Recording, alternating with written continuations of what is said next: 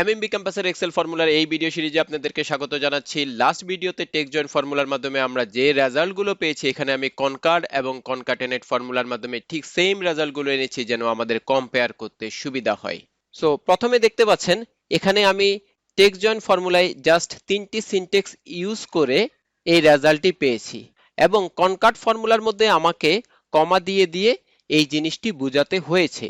এখন ধরেন আমার যদি এখানে 10টি টেক্সট থাকতো এবং 10টি টেক্সট ভ্যালুকে আমি এভাবে কমা দিয়ে দিয়ে লিখতে হতো, আমাকে প্রত্যেকটি ইন্ডিভিজুয়ালি লিখে কমা দিয়ে দেন পরবর্তী সেলটি, দেন অ্যাগেন কমা দিয়ে পরবর্তী সেলটি, সেক্ষেত্রে আমাদের এই ফর্মুলাটি অনেক লং হয়ে যেত এবং ব্যাপারটা খুবই কষ্টসাধ্য। সেক্ষেত্রে আমাদের টেক্সট জয়েন ফর্মুলাটি খুবই কনভেনিয়েন্ট এবং ইজি। জাস্ট সেপারেটর কি হবে, দেন যদি আমি ব্ল্যাঙ্ক সেল ইগনোর করতে চাই দেন ট্রু, দেন কমা দিয়ে সেল রেঞ্জ। আর যদি ব্ল্যাঙ্ক সেল আমরা ইগনোর করতে না চাই সেক্ষেত্রে আমরা ফলস দিয়ে দিব। কিন্তু কনকার্ড এবং কনকাটেনেট এই দুটো ফর্মুলাতে আমাকে ম্যানুয়ালি এই সেল রেফারেন্সগুলো ধরে ধরে বুঝিয়ে দিতে হবে। দেন পরবর্তী এক্সাম্পলে আমরা দেখেছি টেক্সট জয়েন ফর্মুলার মধ্যে আমরা খুব ইজিলি ব্ল্যাঙ্ক সেলকে কন্ট্রোল করতে পারি।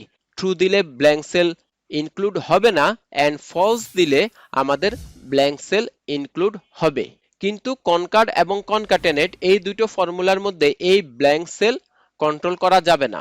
যেমন আমি যদি এখানে যদি ব্যানানা লিখি, এখানে দেখতে পাচ্ছেন আমার টেক্সট জয়েন ফর্মুলার মধ্যে এখন সেম রেজাল্ট আছে। আমি যখন এখান থেকে ব্যানানা ডিলিট করে দিব, আমার টেক্সট জয়েন ফর্মুলাটি কারেক্ট রেজাল্ট দেখাবে, বাট কনকাটেনেট এবং কনকাট এই দুটো ফর্মুলা এখানে ডাবল হাইপেন দেখাবে, কারণ আমি এই দুটো ফর্মুলার মাধ্যমে ব্ল্যাঙ্ক সেল ইনক্লুড করবে কি করবে না এই জিনিসটি কন্ট্রোল করতে পারবো না।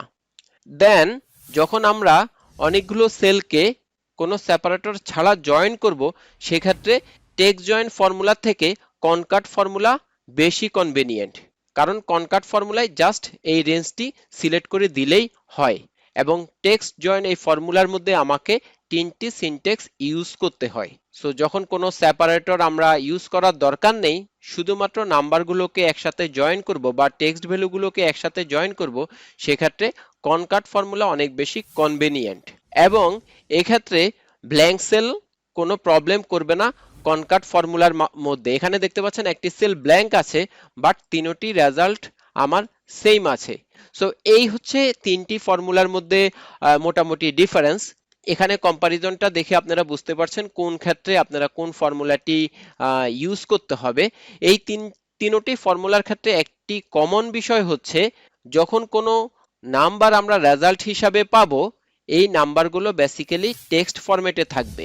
যেমন এখানে এই রেজাল্টটি আমার নাম্বার, কিন্তু এটি বাম পাশে অ্যালাইন আছে। এর কারণ হচ্ছে এই ফর্মুলার মাধ্যমে আমি যে রেজাল্টটি পেয়েছি সেটি টেক্সট ভ্যালুতে আছে। আমি যদি এখানে ভ্যালু দিয়ে দিই, দেন যে রেজাল্টটি পাবো সেই রেজাল্টটি ডান পাশে অ্যালাইন থাকবে। এখন দেখতে পাচ্ছেন এই ভ্যালু ফর্মুলা ইউজ করার কারণে এখানে দেখতে পাচ্ছেন এই রেজাল্টটি এখন ডান পাশে অ্যালাইন আছে। আমি কন্ট্রোল জেড দিয়ে যখন আগের জায়গায় চলে যাব, ভ্যালু ফর্মুলাটি আন্ডোর মাধ্যমে আমি যখন রিমুভ করব, এই সেল ভ্যালুটি এখন বাম পাশে অ্যালাইন আছে।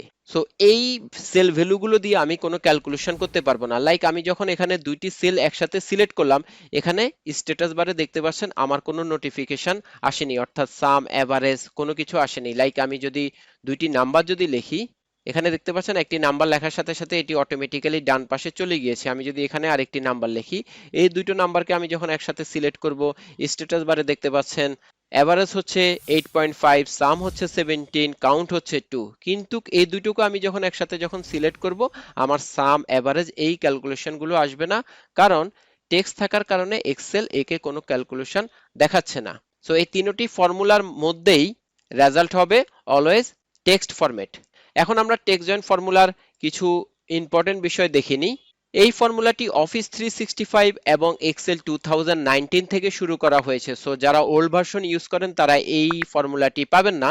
এখানে দেখতে পাচ্ছেন এই ফর্মুলা সিনট্যাক্স, প্রথমটি হচ্ছে ডিলিমিটার্স, অর্থাৎ আমরা যদি যে টেক্সট ভ্যালুকে কমা দিয়ে বা হাইপেন দিয়ে কোন সিম্বল দিয়ে সেপারেট করতে চাই, then ignore empty, true and false. True দিলে আমাদের ব্ল্যাঙ্ক সেল ইনক্লুড করবে না, অ্যান্ড ফলস দিলে আমাদের ব্ল্যাঙ্ক সেল ইনক্লুড করবে। দেন আমাদের সেল রেঞ্জ। গুলো সিলেক্ট করে দিয়ে দিতে হবে। আজকের কুইজ হচ্ছে এই তিনটি ফর্মুলার মাধ্যমে আমি যে রেজাল্টটি পাবো, যেমন লাইক আমি যদি এই রেজাল্টটি পাই কমা দিয়ে দিয়ে, এই কমাগুলোকে আমি রিমুভ করে তিনটি ভ্যালুকে কিভাবে তিনটি সেলে সাজাতে পারি, অর্থাৎ এই তিনটি সেল ভ্যালু থেকে আমার এই রেজাল্টটি এসেছে, এখন আমি এই রেজাল্ট থেকে কিভাবে এই তিনটি সেল ভ্যালুতে যাব।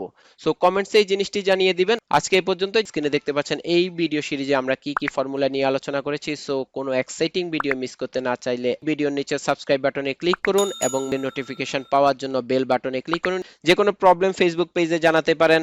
আজকে এই পর্যন্তই। See you.